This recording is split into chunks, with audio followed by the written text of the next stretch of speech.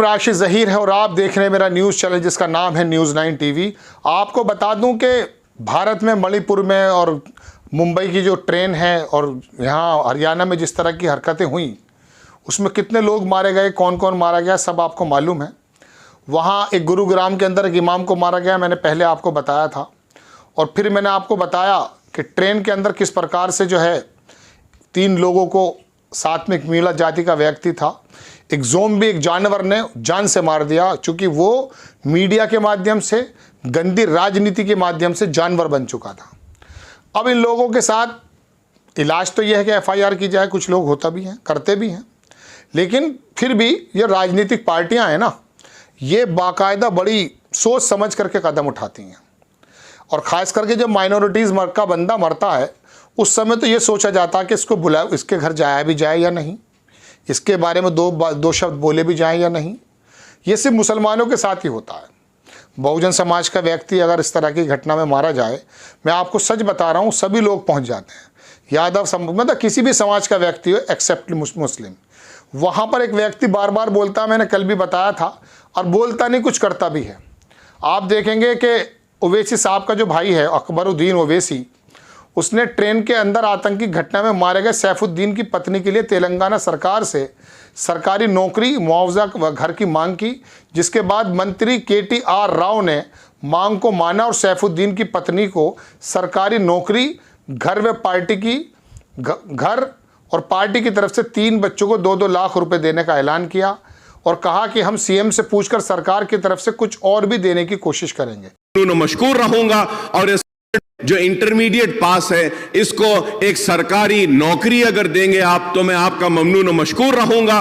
और इसके साथ ही साथ 2 बेडरूम का फ्लैट अगर मलकपेट में या चंद्रायन गुट्टे में जहां बन रहा है वहां पे एक 2 बेडरूम देंगे और कुछ ना कुछ इमदाद अगर रियासती हुकूमत की जानिब से इन 3 मासूम बच्चियों के लिए और उसकी बीवी के लिए अगर दी जाएगी तो एक अच्छा मैसेज जाएगा और हम बताएंगे कि यह इस रियासत में हम फिरका परस्तों को कभी आगे बढ़ने नहीं देंगे। हम उन लोगों को आगे बढ़ने नहीं देंगे जो नफरत की बुनियाद पर हिंदू मुसलमान को बांटना चाहते हैं। तो मैं आपके जरिए हुकूमत से दरखास्त करूंगा कि 2 बेडरूम का एक फ्लैट और उन बच्चियों को कुछ कंपनसेशन और सरकारी नौकरी देंगे तो हम काफी ममनून और मशकूर रहेंगे आपके, और इसको जरूर मुसलमान याद रखेंगे और आपके इस इक़दाम का मुसलमान सारी रियासत में नहीं बल्कि हिंदुस्तान में इस इक़दाम की सताइश भी करेंगे। I stand with my friend Akbar Owaisi in expressing wholehearted condolences to that family, sir. इस जगह को आप पेपर में जो पढ़ा था सर अकबर साहब, बहुत बुरा लगा। बहुत ही దిగజారిన చండాలపు రాజకీయం అధ్యక్ష ఇది మంచిది కాదు. డెఫినెట్గా I assure you sir, you please give me a letter.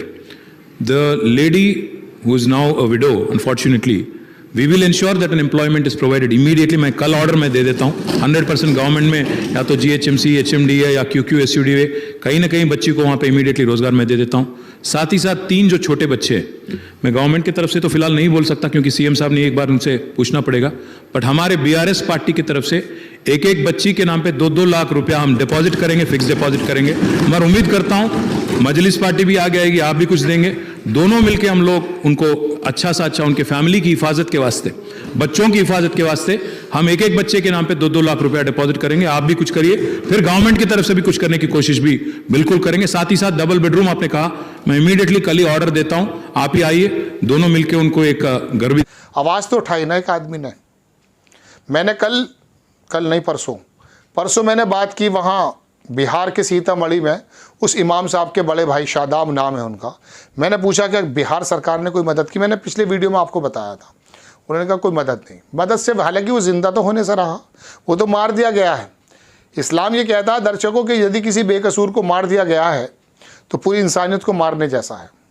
अब आप पूरी दुनिया के अंदर मुसलमानों को विलन बना के पेश करते रहिए गोदी मीडिया के माध्यम से, लेकिन हकीकत बात तो ये है कि इस्लाम तो ये दर्श देता है।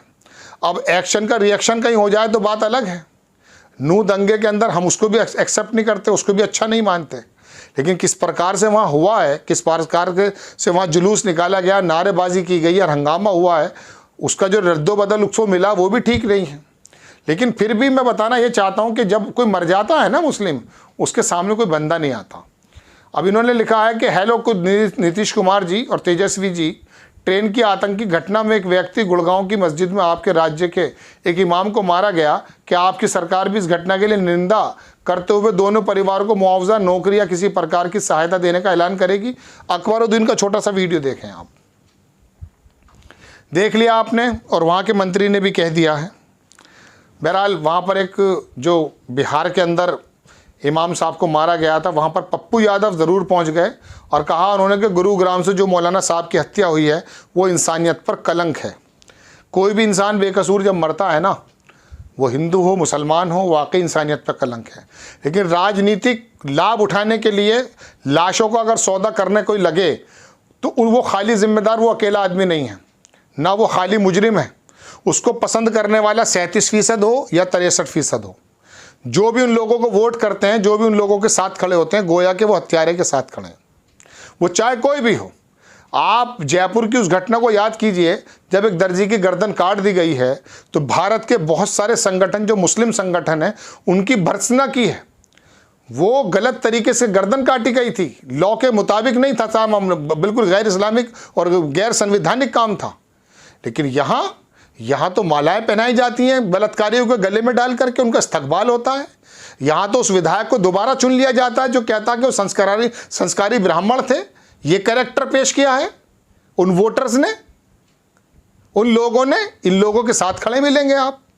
अकबरुद्दीन की जिसने ये बात कही है, इसका एक शब्द है वो पकड़ रखा है पूरी दुनिया ने, हम भी उसके साथ नहीं खड़े हैं।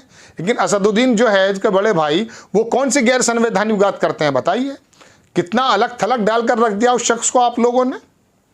मैं राहुल गांधी की इस वक्त की राजनीति से बहुत ज़्यादा इंप्रेस हूँ। वो आदमी सत्ता की लालच में ना आकर के भारत को जानने की कोशिश कर रहा है। और माफ़ कीजिएगा, मैं कंपैरिजन नहीं कर रहा हूँ, मुझे उसमें कभी कभी जेपी भी याद आते हैं।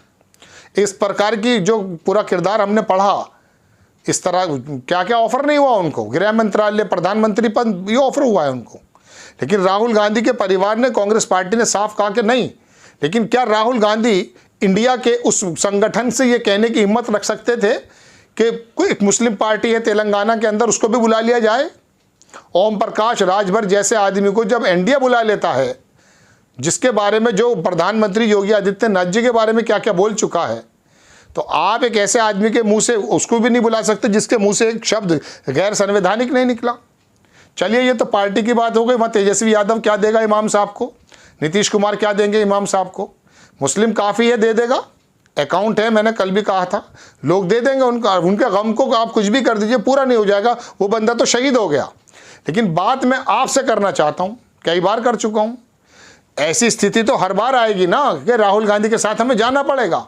लेकिन एक बात तो ये बता दीजिए कि वो तो 2-2 लाख रुपए लड़की, उसकी वाइफ को नौकरी दिलाने की बात कर रहा है अकबरुद्दीन, और आप क्या कह रहे हैं? अरे एजेंट हैं भारतीय जनता पार्टी के। शर्म नहीं आती आपको? आपके पास उसका कोई ठोस सबूत है?